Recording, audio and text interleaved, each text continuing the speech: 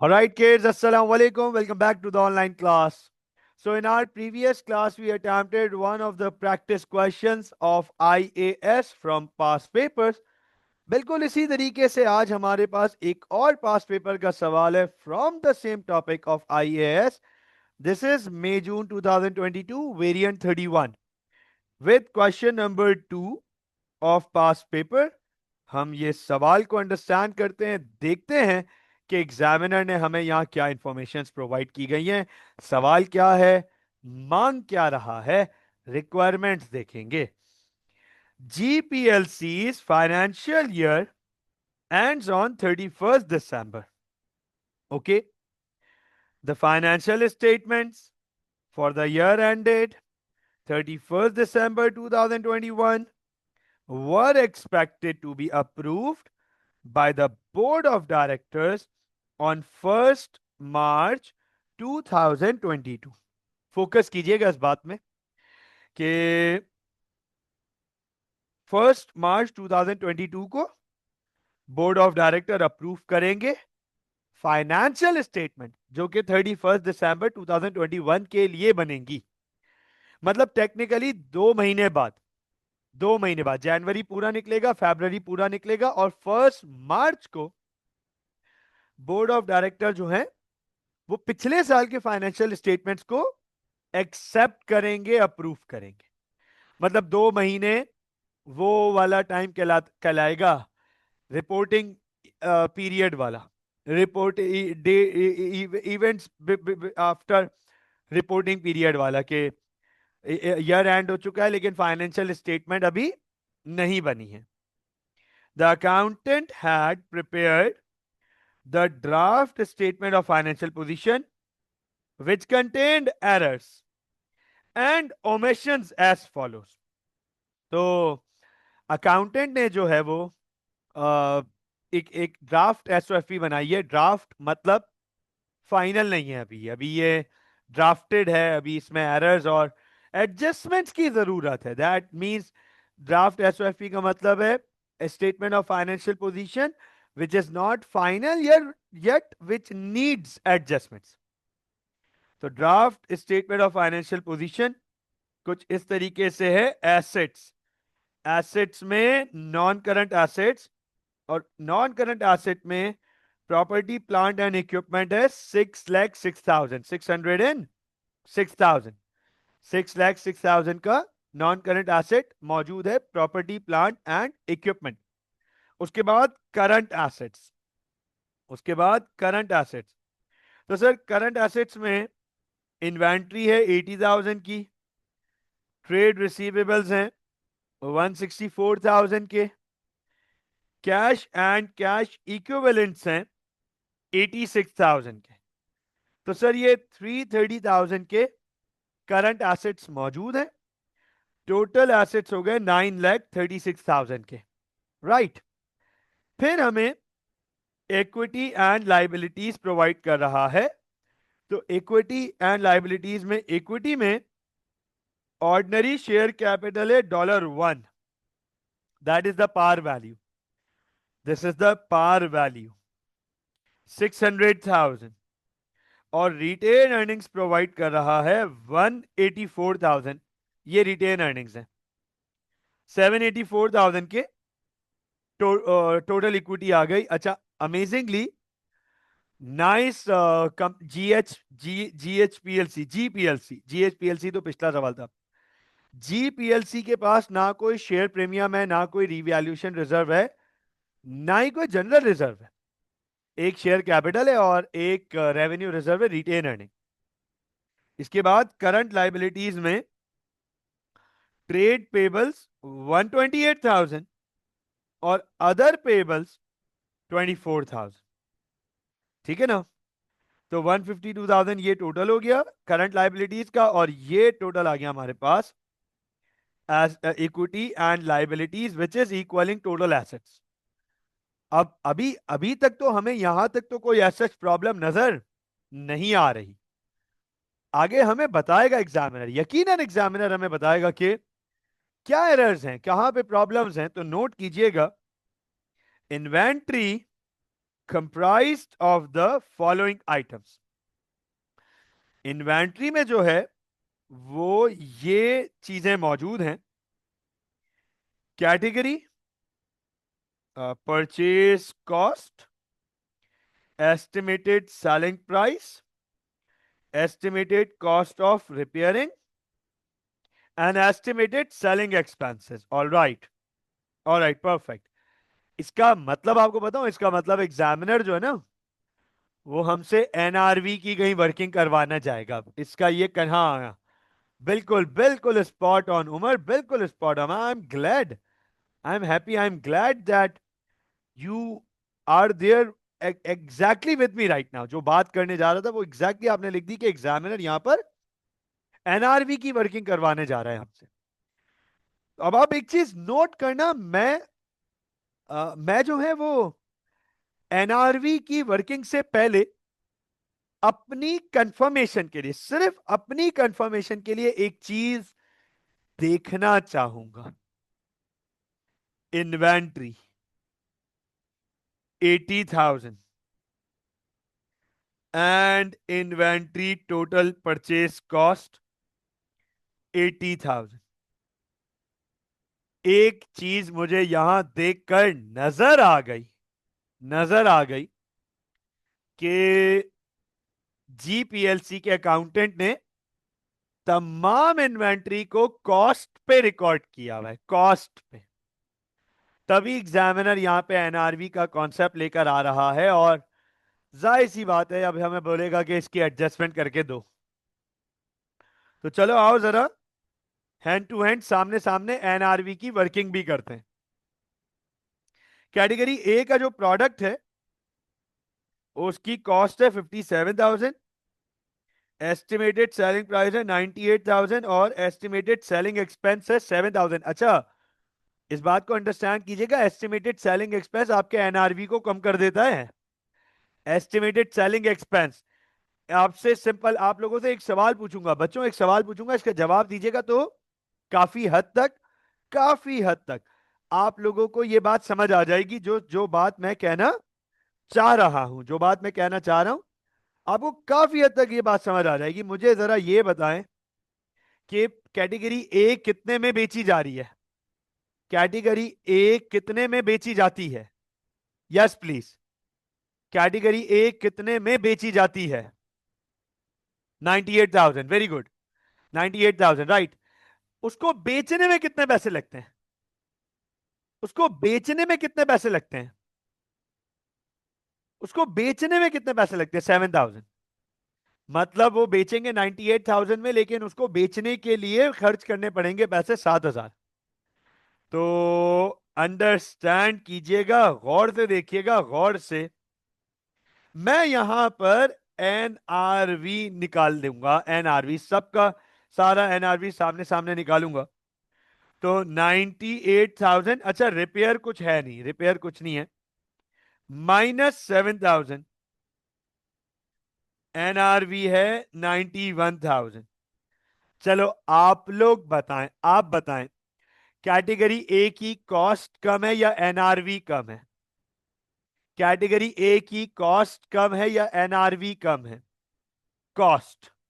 तो हम इसकी कॉस्ट को यूज करेंगे। चलो ए तो डन हो गया, ए डन हो गया। आगे चलते हैं कैटेगरी बी। बिल्कुल सेम यही वर्किंग है, सेम ऐसी अंडरस्टैंडिंग है। 13,000 इसकी कॉस्ट है, एस्टिमेटेड सेलिंग प्राइस है 14,000 और बेचने में लगेंगे 3,000। इसकी एनआरवी हो गई 11,000। अब बताओ क्या करें?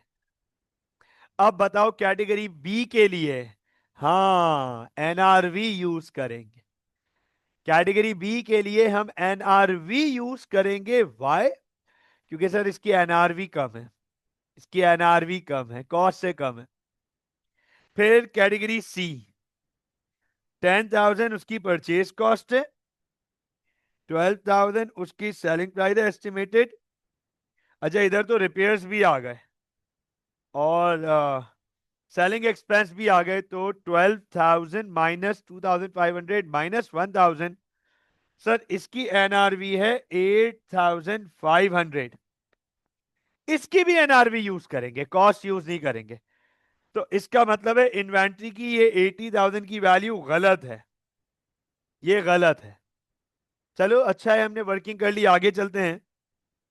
अच्छा यहां ये कह भी रहा है ओनली द परचेज कॉस्ट, ये नहीं भी लिखा हुआ होता तब भी यही काम करना था हमें, ये नहीं भी लिखा हुआ होता तब भी यही काम करना था हमें। हाँ उमर ने हमें वैल्यू निकाल के दे दी $76,500, बिल्कुल ठीक, यही क्लोजिंग इन्वेंट्री की वैल्यू होनी चाहिए अगर आगे कोई और एडजस्टमेंट्स नहीं है। चलो आगे चलते हैं। The following items had not been fully taken into account. Okay, the following items had not been fully taken into account. मजा आने वाला है। fully had not been fully मतलब अब ये समझ नहीं आ रहा कि कितना कितना परसेंट ये टेकन इनटू अकाउंट है। पढ़ते हैं देखते हैं, चार, चलो शुक्र है चार ही इंफॉर्मेशन है हमारे पास। कह रहे हैं मशीन कॉस्टिंग $80,000। अच्छा जी, एक मशीन है $80,000 की, और यहां पर हमारे पास है ना, तो प्रॉपर्टी प्लांट एंड इक्विपमेंट में, अच्छा प्रॉपर्टी प्लांट एंड इक्विपमेंट में मशीन आ गई। चलो प्रॉपर्टी प्लांट एंड इक्विपमेंट में मशीन मौजूद है, okay. A machine costing $18,000 had been purchased on 1st December 2021। 1st December 2021, अच्छा मतलब एक महीना पहले, क्योंकि इसका साल एंड हो रहा है 31st December 2021 को। तो एक महीना पहले, एक महीना पहले ये मशीन खरीदी है $80,000 की। अच्छा अब आप नोट करो डेट्स कितनी इंपॉर्टेंट है, डेट्स डेट्स कितनी इंपॉर्टेंट है, इस बात पे फोकस कीजिएगा कि ये मशीन है $80,000 की और एक महीना पहले खरीद रहे, 1st December 2021 को। कह रहा है GPLC had paid $30,000 for the machine on 1st December 2021। अच्छा जिस दिन उन्होंने खरीदी उन्होंने $30,000 पे कर दिया on the very same day, मतलब जिस मोमेंट पे खरीदी $30,000 दिया, and the balance was to be paid on 1st February 2022। अच्छा मतलब बाकी उधार पे खरीदी, बाकी 50,000 का उधार हो गया, बाकी 50,000 का उधार हो गया, और 1st February को पे करना है, 1st February को पे करना है। Only the initial payment of $30,000 was recorded in the relevant accounts। Okay, okay, okay, okay, okay. This is wrong. This is wrong. ये कैसा अकाउंटेंट है, ये कैसा अकाउंटेंट है, कह रहे सिर्फ इनिशियल $30,000 ही रिकॉर्ड किए हुए। तो इसका मतलब क्या है, इसका मतलब मैं आपके सामने एक छोटी सी वर्किंग कर रहा हूं, एक छोटी सी वर्किंग। इस उमर बिल्कुल ठीक, उमर बिल्कुल ठीक, उमर पूछ रहा है at 50,000 in NCA and also add 50,000 in other payables, and also add 50,000 in other payables। उधार है, लाइबिलिटी है, लाइबिलिटी में भी तो आएगा, रेलेवेंट अकाउंट्स में सिर्फ 30,000 रिकॉर्ड होया हुआ है। अब मैं आपके सामने, आप सबके सामने एक वर्किंग कर रहा हूं, फोकस कीजिएगा। इसकी रिकॉर्डिंग होनी चाहिए थी नॉन करंट एसेट डेबिट 80,000, इसकी रिकॉर्डिंग होनी चाहिए थी एनसीए डेबिट 80,000, कैश या cash equal credit 30,000, other payable 50,000। ये इसकी रिकॉर्डिंग होनी चाहिए थी। इन्होंने रिकॉर्ड किया है एनसीए 30 के, कैश 30 के, ये रिकॉर्ड किया है। समझ आई ये बात? हाँ भाई बच्चों, ये एरर समझ आया? मैंने आप लोगों को डबल एंट्री लिख के दिखा दी कि ये एग्जैक्ट एरर किया है, नॉन करंट एसेट खरीदा 80,000 का, पैसे दिए 30,000, रिमेनिंग उधार हो गया 50,000 का। अकाउंटेंट ने या बुक कीपर ने सिर्फ 30,000 की एंट्री पास की है।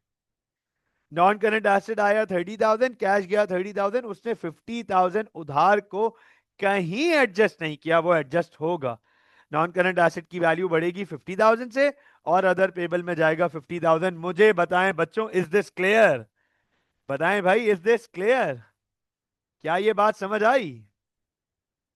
क्या ये बात समझ आई? चलो, ये तो एरर है, लेकिन इसके आगे एक लाइन और भी मुझे नजर आ गई और मेरे जहन में, अच्छा मैंने ये लाइन जब देखी नहीं थी ना, जब मैंने ये लाइन देखी नहीं थी तो मेरे जहन में ये सवाल आ गया था कि नॉन करंट एसेट की बात है तो ये डेप्रिसिएशन में भी कुछ घपला कराएगा और हमसे डेप्रिसिएशन भी करवाएगा। चलो अब नोट करना, कह रहा है the annual rate of depreciation is 15% per annum using the reducing balance method. A full year's depreciation is charged in the year of purchase. I am happy क्योंकि इसमें मंथली डेप्रिसिएशन नहीं है। मंथली में एक मुश्किल नहीं होता, एक स्टेप और करना पड़ जाता, मंथली में एक स्टेप और करना पड़ जाता। तो इसका मतलब ये कि अभी सिर्फ 30,000 के ऊपर डेप्रिसिएशन चार्ज हुई हुई है, एक्स्ट्रा 50,000 के ऊपर तो डेप्रिसिएशन चार्ज ही नहीं की हुई क्योंकि वो तो रिकॉर्ड ही नहीं किया।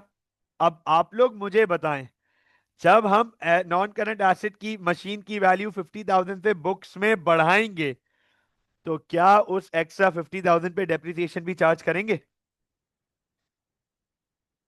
खुद सोचें जरा इस बात को, इस बात को सोचें कि जब हमारी बुक्स में नॉन करंट एसेट की वैल्यू बढ़ेगी तो उस पर डेप्रिसिएशन भी तो चार्ज करेंगे ना, राइट?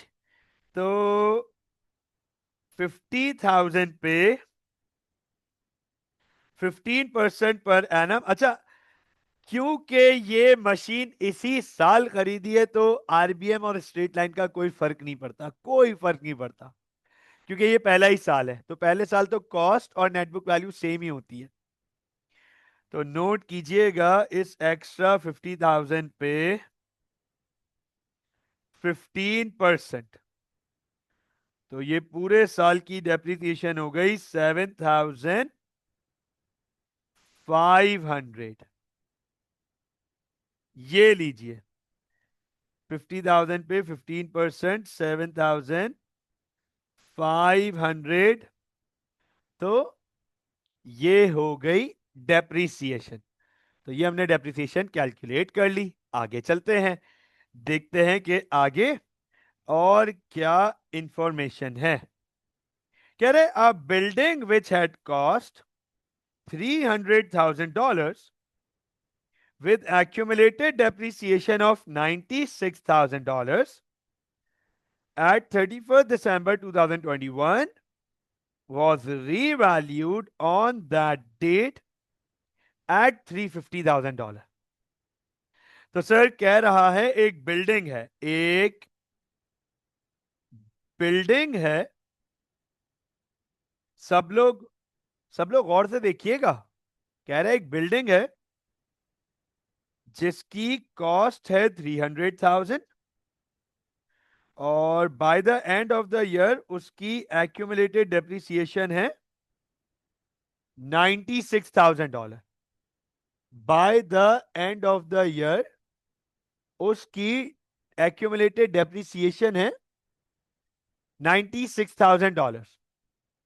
दैट मीन्स करंटली इसकी नेट बुक वैल्यू है $204,000। Is this right?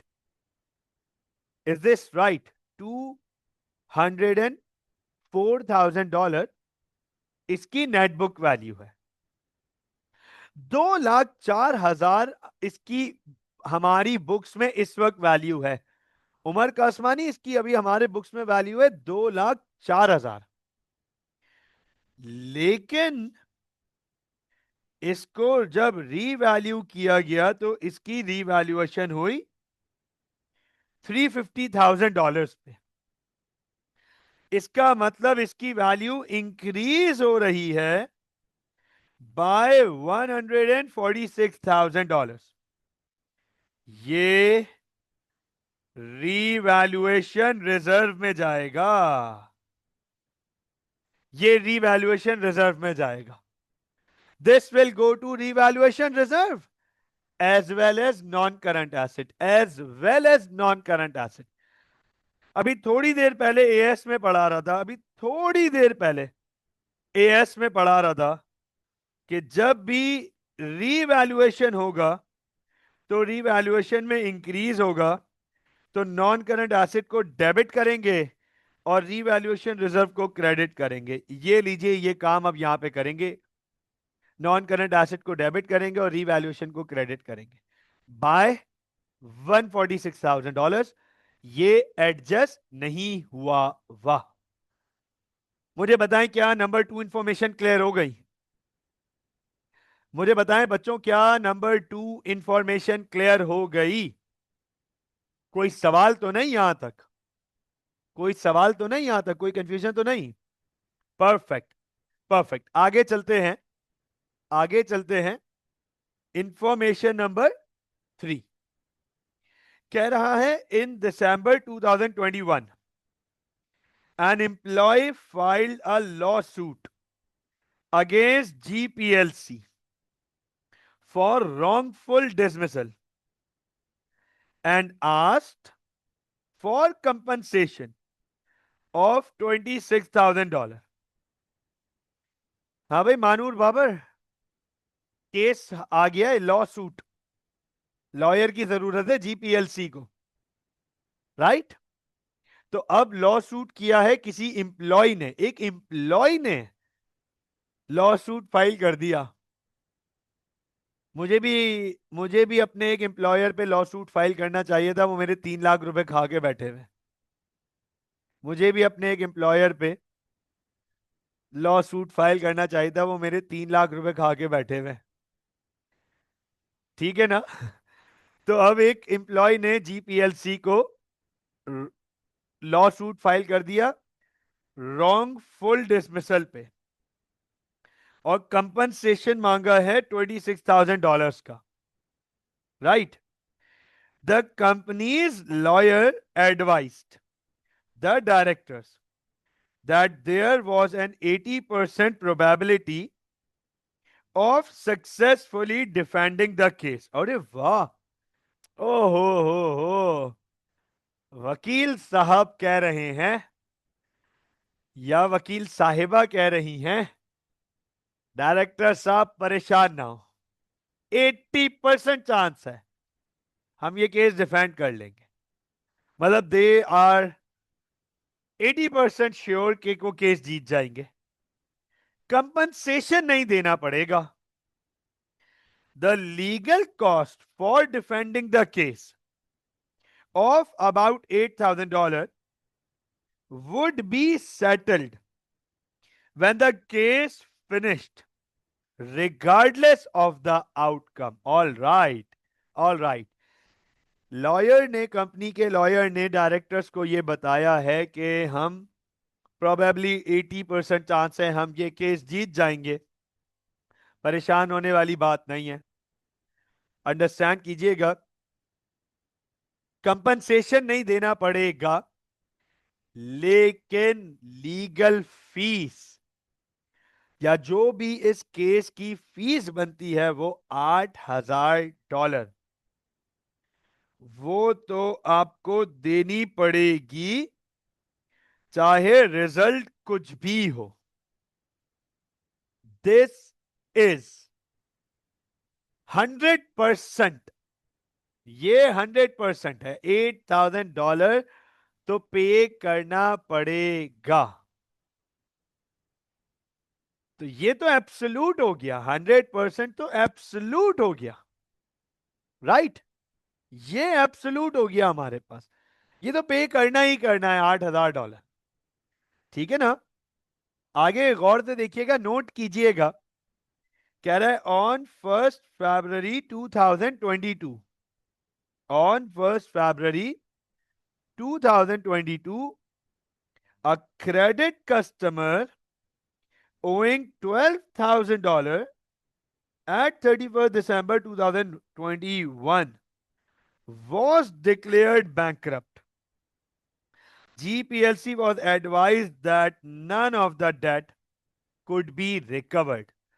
अच्छा, अब आप लोग मुझे प्लीज, आप लोग मुझे ये बताएं गाइस, आप लोग मुझे ये बताएं कि 1 फरवरी 2022, 1 फरवरी 2022 मतलब मतलब साल खत्म होने के बाद पता ये चला कि एक क्रेडिट कस्टमर जो $12,000 ओ करता था 31 दिसंबर 2021 को, उसे बैंकरप्ट डिक्लेयर कर दिया गया, बैंकरप्ट।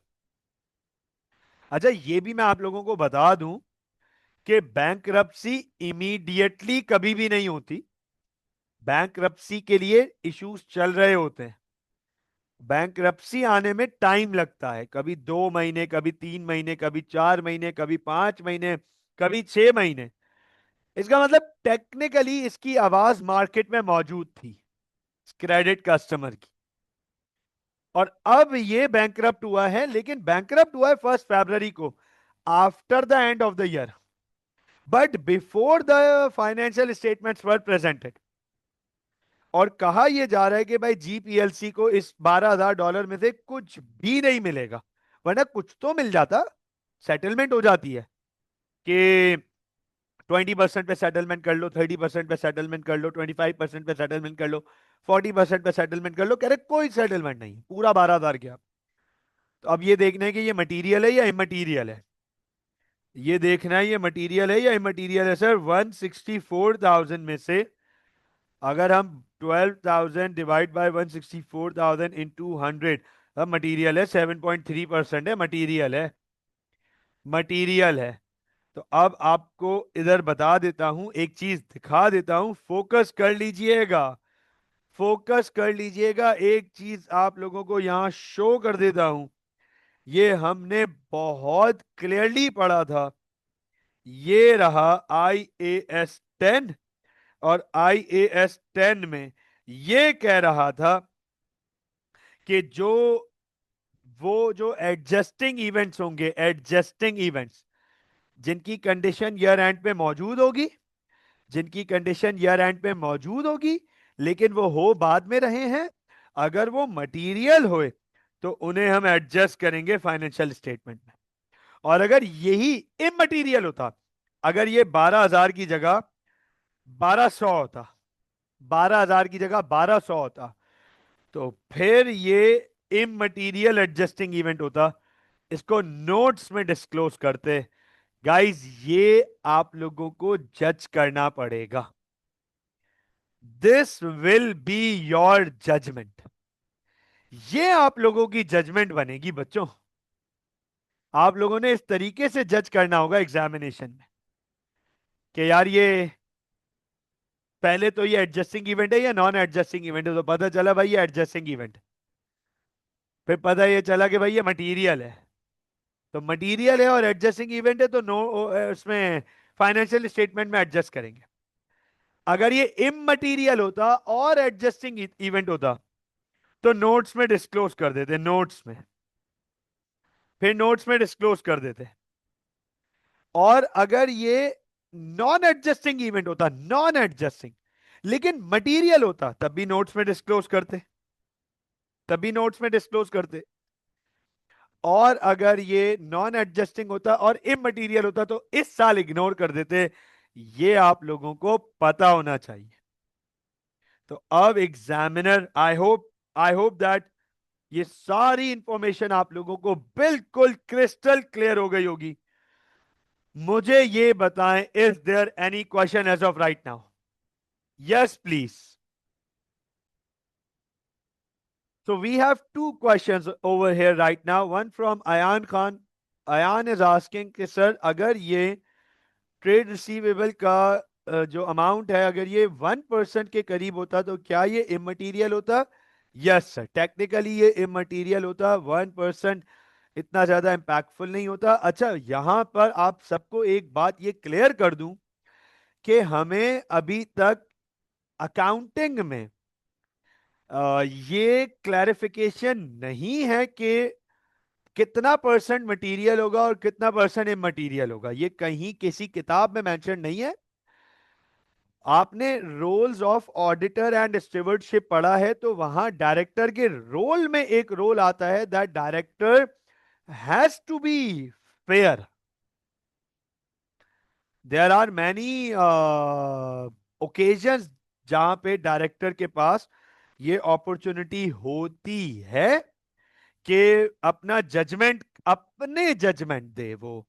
तो ये वन ऑफ देम है, ये वन ऑफ देम है, but 7% it seems to be material, 7% seems to be material, 1% will be probably immaterial। इस अब 1% immaterial होगा। अगर आप में से कोई ये उठा के एकदम से सवाल पूछते हैं, सर अगर ये 3.5% होता, तो देखिए उस पर कोई क्लैरिफिकेशन नहीं है, लेकिन जहां तक मैं एग्जामिनर को समझता हूं और जितने पास पेपर के सवाल हैं, इस किस्म की एम्बिग्विटी में वो आपको नहीं लेकर आएगा।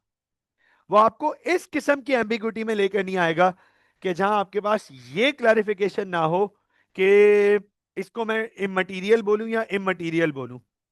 वो आपको clearly 7% is a huge value, ये हमें पता है। मेरा 7% का नुकसान हो रहा है, ये मुझे पता है यार, ये अच्छा खासा है। लेकिन सर 3%, 3.2%, 3.5% ऐसी वैल्यू पे एग्जामिनर आपको नहीं लेकर आएगा। एग्जामिनर को भी पता है आप स्टूडेंट हो, डायरेक्टर नहीं हो। दूसरा सवाल आया हमारे पास हरीम की तरफ से। Hareem is asking, sir bankruptcies always have a condition? Yes, they do have, and they are not overnight. Not a single bankruptcy will be overnight। अच्छा मजे की बात, ना ही किसी सोल ट्रेडर की, ना ही किसी पार्टनरशिप की, ना ही किसी कॉरपोरेट की, कंपनी की बैंक्रप्सी में सबसे bankruptcies always have to go through court, हमेशा। अगर मैं एकदम से मिसाल के तौर पे उठ के रात में सोया, सुबह उठ के मैं बोलूं मैं बैंकरप्ट हो गया, तो अंडरस्टैंड करना, इट्स नॉट लाइक दैट। अभी तो मैंने अनाउंस किया है, कोर्ट अनाउंस करेगा बैंकरप्सी। तो होगा क्या, जाहिर सी बात है जो मेरे लाइबिलिटीज होंगे वो आ जाएंगे, भाई पैसे दो। मैं कहूंगा नहीं मैं तो बैंकरप्ट हो गया, तो इसका मतलब अब मेरे ऊपर, मैं सेल्फ क्लेम बैंकरप्सी नहीं करूंगा, मेरे ऊपर लॉ सूट्स फाइल होंगे कि ये शख्स हमारे पैसे खा गया, ये शख्स हमारे पैसे नहीं दे रहा। तो अब उसके बाद वो केस चलेंगे, और वहां पे सबसे पहला काम ये होता है, जितनी मेरी पर्सनल प्रॉपर्टीज हैं उनको पोजेशन में लिया जाएगा। कंपनी का अगर बैंक्रप्सी है तो कंपनी के एसेट्स को पोजेशन में लिया जाएगा। लिमिटेड लाइबिलिटी, वहां शेयर होल्डर्स के एसेट्स को नहीं छेड़ा जाएगा। और फिर सर उसके बाद हेयरिंग्स होती हैं ठीक ठाक, और उसके बाद ये सामने आता है। तो it's not overnight, it's not overnight, ये बात तय है। So I hope that both the questions have been answered properly, thoroughly, and you guys must have understood the concept over here. अब आगे चलते हैं, देखते हैं एग्जामिनर हमसे कहाँ क्या क्या रिक्वायरमेंट्स हैं, एग्जामिनर की क्या क्या मांग रहा है। कह रहा है prepare a revised statement of financial position at 31 December 2021। तो कह रहा है अब रिवाइज एसओएफपी बनाओ। जबरदस्त है यार, ये तो मजेदार चीज है। रिवाइज एसओएफपी बनाते हैं आपके सामने। मैं यहां पर रिवाइज एसओएफपी बनाने जा रहा हूं। ऑल राइट, फोकस कीजिएगा। कुछ वर्किंग्स भी करूंगा और रिवाइज एसओएफपी बनाऊंगा, कुछ वर्किंग्स करूंगा और रिवाइज एसओएफपी बनाऊंगा। This is May June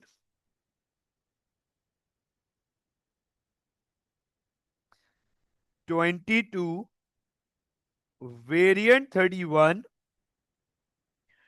the question of GPLC. यहां करने जा रहा हूं मैं सारी वर्किंग्स, यहां मैं आपके सामने सारी वर्किंग्स करूंगा, ठीक है ना। कुछ वर्किंग्स तो मैं ऑलरेडी कुछ वर्किंग्स तो मैं ऑलरेडी ऊपर कर चुका हूं, लेकिन जितनी वर्किंग मुझे और करनी होगी मैं यहां पे करूंगा। और यहां मैं बनाऊंगा उसका पार्ट ए, जिसकी रिक्वायरमेंट है revised statement of financial position. चलें, सब लोग फोकस कीजिएगा। अच्छा, मैं यहां पर एक काम सबसे पहले करने जा रहा हूं। सबसे पहले एक काम करने जा रहा हूं।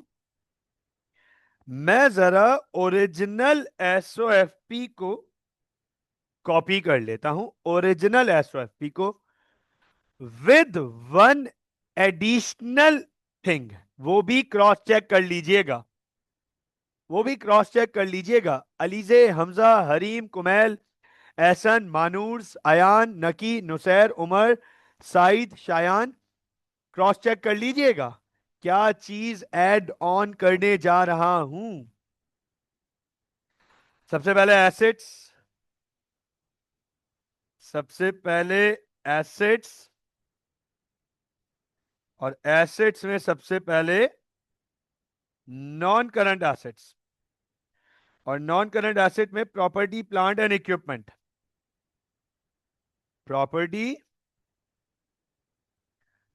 Plant and equipment. अच्छा, इसकी वैल्यूज में क्योंकि इश्यूज हैं, तो अभी मैं उसकी वैल्यू एज इट इज नहीं लिखूंगा। इसकी वैल्यूज में इश्यूज हैं। एक तो मशीन की वैल्यू कम लिखी हुई थी, फिर उसकी डेप्रिसिएशन को भी एडजस्ट करना है, और दूसरा एक रीवैल्यूएशन है, अभी तक उसको भी अकाउंट में लेके नहीं आए हुए। अच्छा, उसके बाद है हमारे पास करंट एसेट्स। तीन करंट एसेट्स हैं। तीन करंट एसेट्स। तीन करंट एसेट्स हैं। इन्वेंट्री। इन्वेंट्री की भी वैल्यूएशन में प्रॉब्लम है। इन्वेंट्री के बाद ट्रेड रिसीवेबल्स, उसकी वैल्यू में भी प्रॉब्लम है। कैश एंड कैश इक्वल्स, इसकी वैल्यू में एज सच हमारे पास कोई प्रॉब्लम नहीं है। इसकी कोई प्रॉब्लम नहीं है। इसको मैं एज इट इज 86,000 लिख दूंगा, बिल्कुल एज इट इज। 86,000 बिल्कुल एज इट इज। 86,000 इसको तो मैं लिख दूंगा, क्योंकि कैश में कोई वर्किंग नहीं हो रही है हमारे पास। जो भी एरर है वो कैश से हटकर है। कैश की करेक्शन वो 30,000 वाली भी सही हुई थी। इससे आ जाएंगे हमारे पास टोटल एसेट्स। ठीक हो गया। फिर इक्विटी एंड लाइबिलिटीज। तो सर, इक्विटी एंड लाइबिलिटीज में सबसे पहले इक्विटी, ठीक है ना। इक्विटी में ऑर्डिनरी शेयर कैपिटल। अच्छा, ऑर्डिनरी शेयर कैपिटल में कोई फर्क नहीं है, सेम 600,000 आ जाएगा। 600,000, तो ऑर्डिनरी इक्विटी में ordinary issued share capital and $1 600,000।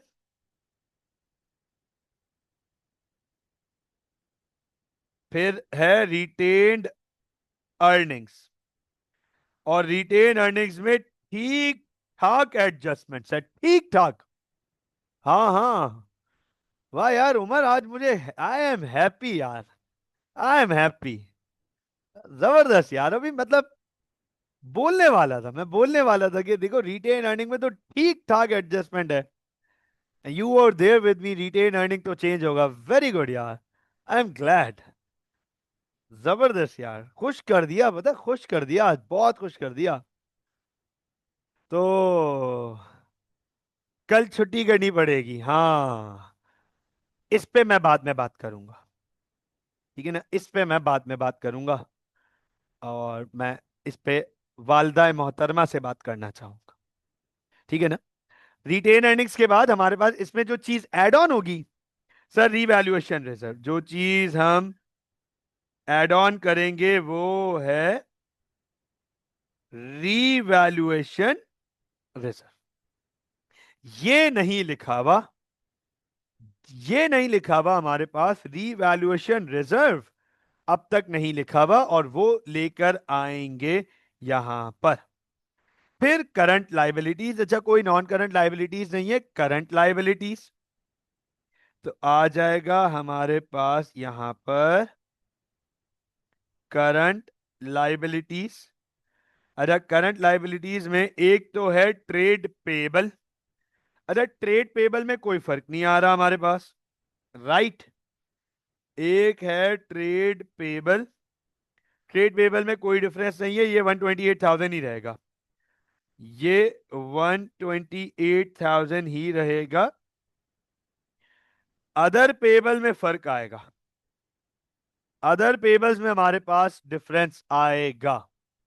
तो अब हमारे पास इसके बाद ये बन जाएगा total equity and liabilities. So I hope that you guys have understood the format. अब सबसे पहले काम करते हैं पीपीई के ऊपर, प्रॉपर्टी प्लांट एंड इक्विपमेंट पे। सबसे पहले काम करते हैं प्रॉपर्टी प्लांट एंड इक्विपमेंट के ऊपर, जिसकी वैल्यू है 6,06,000, 6,06,000। सब लोग फोकस कीजिएगा, अटेंशन दीजिएगा। ये है इसका ड्राफ्ट वैल्यू, ड्राफ्ट, ठीक है, देखते जाइएगा, ये है इसकी ड्राफ्ट वैल्यू, फोकस रखिएगा। सबसे पहले इसमें मैं ऐड करूंगा वो रीवैल्यूएशन।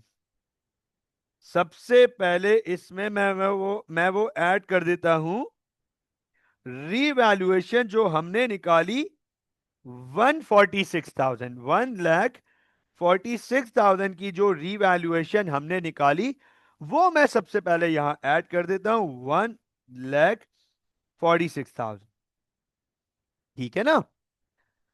उसके बाद वो एक अदद मशीन पूरी रिकॉर्ड नहीं हुई हुई थी, 50,000 से उसकी वैल्यू भी बढ़ेगी, 50,000 से उसकी वैल्यू भी बढ़ेगी, क्योंकि वो पूरा रिकॉर्ड नहीं किया हुआ था।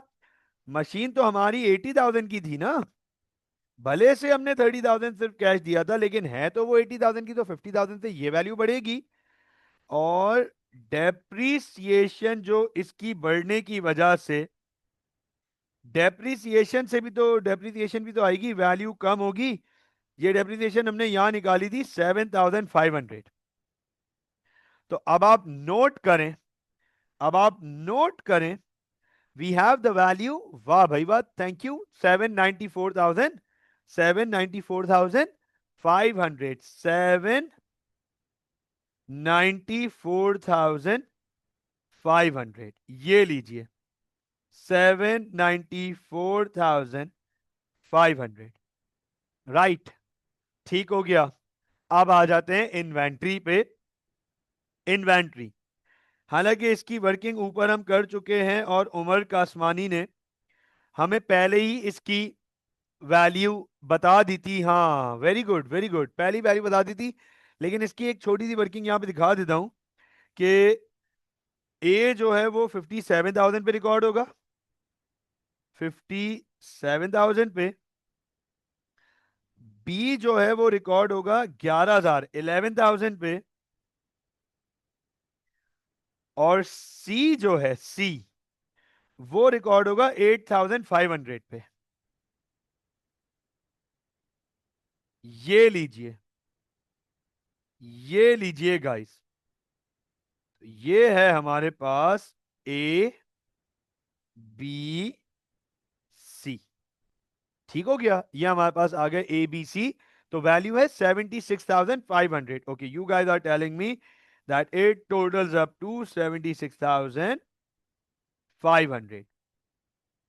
ओके, ट्रेड रिसीवेबल की बहुत सीधी वर्किंग है, बिल्कुल सीधी वर्किंग है ट्रेड रिसीवेबल की हमारे पास।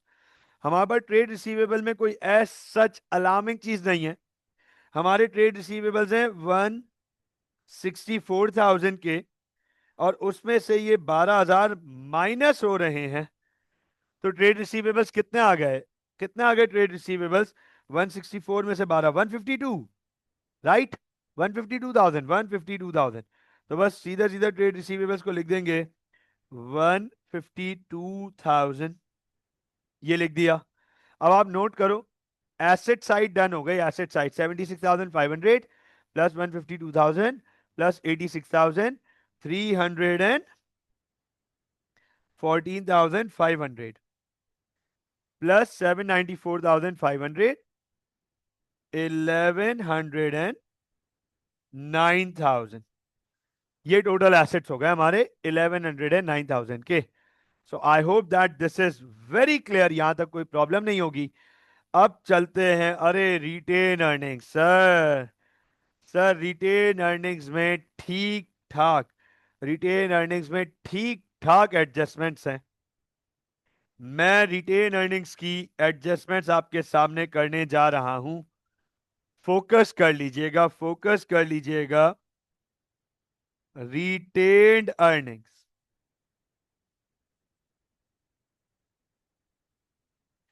अच्छा रिटेन अर्निंग्स की ड्राफ्टेड वैल्यू है हमारे पास, ड्राफ्टेड वैल्यू 184,000। रिटेन अर्निंग्स की हमारे पास जो ड्राफ्टेड वैल्यू है वो है 184,000। Now starting from the very first information, starting from the very first information, the depreciation is an added expense। अभी तक डेप्रिसिएशन अकाउंट में नहीं था, तो डेप्रिसिएशन रिकॉर्ड करेंगे। तो डेप्रिसिएशन इज एन एक्सपेंस, जिसकी वजह से प्रॉफिट कम होगा, प्रॉफिट कम होने से रिटेन अर्निंग्स कम होंगी।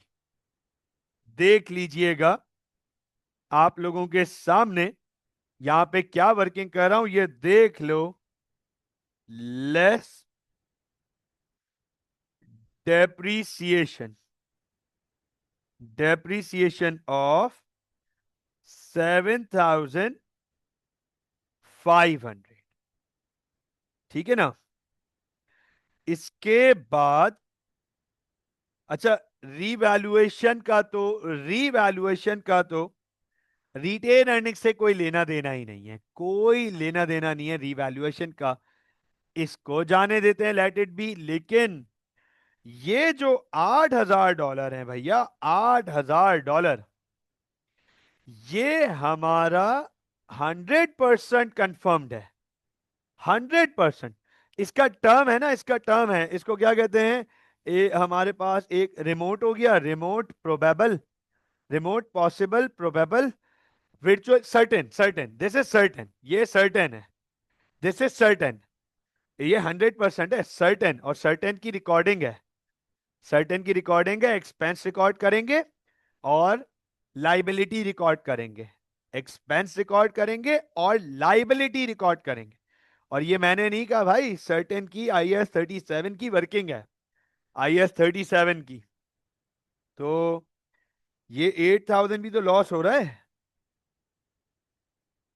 ये 8,000 भी तो लॉस हो रहा है, less legal fees, legal fees. इसके बाद ये कस्टमर बैंकरप्ट हो गया, मटीरियल है, एडजस्टिंग इवेंट है, रिकॉर्ड करना पड़ेगा। और बैंकरप्सी इरिकवरेबल डेट है, इरिकवरेबल डेट से एक्सपेंस बढ़ेगा, प्रॉफिट कम होगा। 12,000 लेस इरिकवरेबल। अरे यार, हमने इन्वेंट्री एडजस्ट नहीं की। इन्वेंट्री कहाँ है? 1 2 3 4 इन्वेंट्री, अच्छा इससे ऊपर है, मैंने 1 से स्टार्ट किया। इन्वेंट्री की भी तो वैल्यू कम हो रही है, हाँ ना, इन्वेंट्री की भी तो वैल्यू कम हो रही है। इन्वेंट्री ओवर स्टेट हुई हुई थी, इन्वेंट्री की वैल्यू कम होगी, जिससे कॉस्ट ऑफ सेल्स की वैल्यू बढ़ जाएगी और प्रॉफिट कम हो जाएगा। इन्वेंट्री थी 80,000 इन्वेंट्री थी 80,000 और इसकी वैल्यू हो रही है 76,500।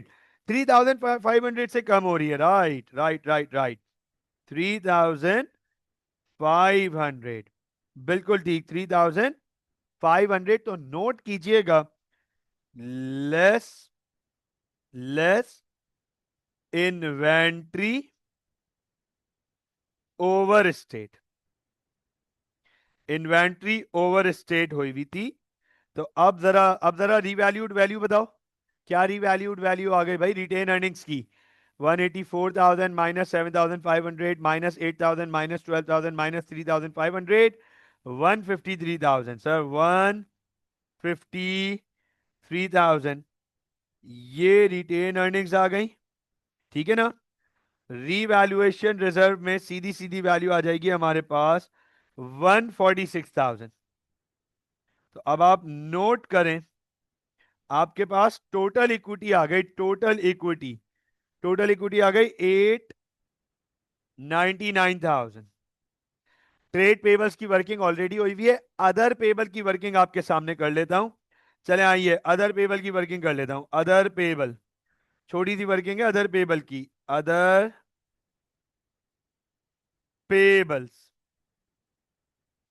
ड्राफ्ट में अदर पेबल की वैल्यू है 24,000।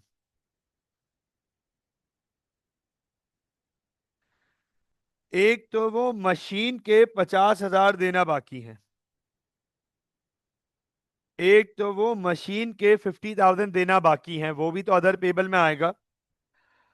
और दूसरा वो लीगल फीस, वो भी तो लाइबिलिटी है। तो ये हो गया 24,832, 82,000। 82,000, is this right? 82,000, is this right? ये आ गया 82,000। अब आप इसको टोटल कर लो तो sir 128 plus 82, 210,000।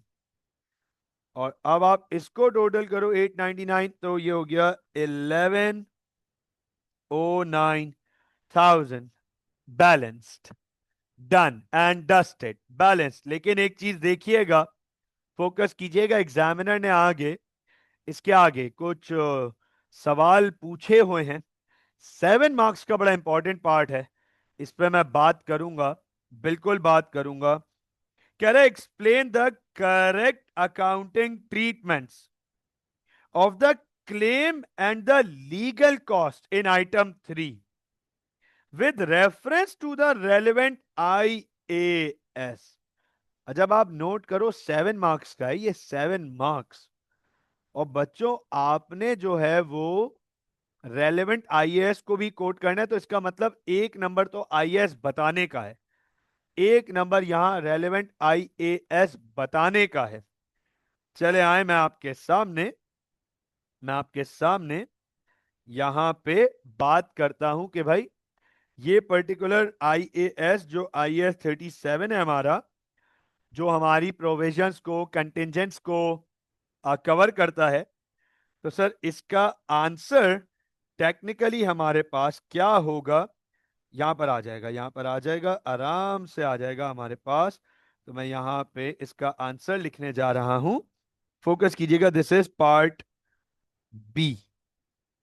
Part B, as per IAS 37 which covers, अब आप देखो, S per IAS 37 which covers provisions,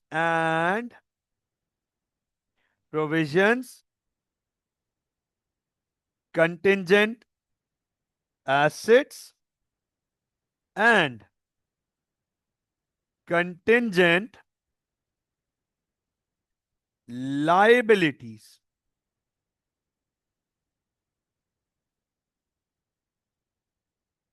The claim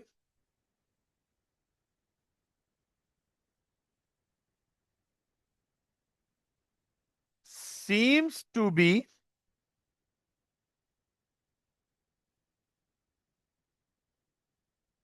probable, probable होता है ना, हाँ, remote probable possible, remote probable possible, right. The claim seems to be probable, क्योंकि 20% है ना, क्योंकि 20% चांस है। भाई इस बात को अंडरस्टैंड करना, लॉयर ने कहा 80% चांस है कि हम केस जीत जाएंगे, तो 20% चांस है ना कि केस हार जाएंगे, तो 20% चांस है केस हारने का, तो क्लेम है 20%, क्लेम क्लेम 20% नहीं है कि हम पे क्लेम होने का चांस है 20%, which is probable, which means no provision of the claim needs to be made and it won't be recorded anywhere in the books. However, probable, probable contingent liabilities need to be disclosed in notes to account. ये बात हमारे लिए कोई नई नहीं होनी चाहिए, ये बात हम पढ़ चुके हैं, ये देख लो भाई, ये बात हम पढ़ चुके हैं, ये हमारे लिए नई नहीं होनी चाहिए। कंटिंजेंट लाइबिलिटीज, अरे ये पॉसिबल है, I am sorry, I am mistaken, ये पॉसिबल है, मैं इसको वर्ड को ठीक कर देता हूं, पॉसिबल, पॉसिबल जाएगा नोट्स में, हाँ पॉसिबल, पॉसिबल, पॉसिबल जाएगा नोट्स में, तो ये पॉसिबल है, पॉसिबल जाएगा नोट्स में, right.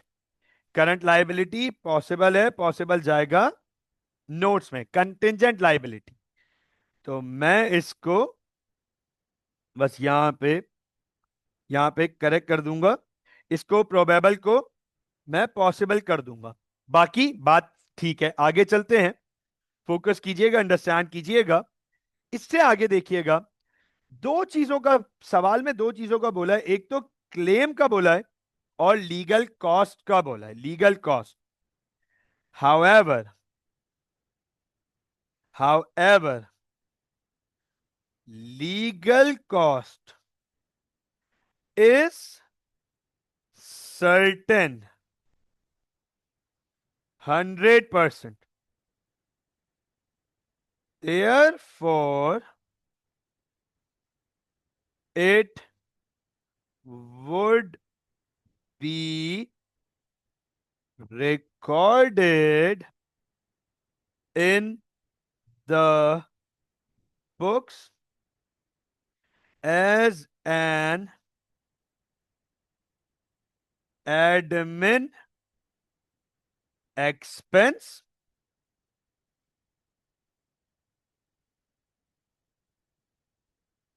in IS and other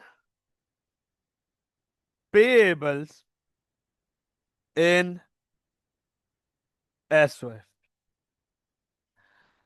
इसे हम इनकम स्टेटमेंट में एज एन एडमिन एक्सपेंस लिखेंगे और अदर पेबल में एज एन एसओएफपी में एज एन अदर पेबल लिखेंगे।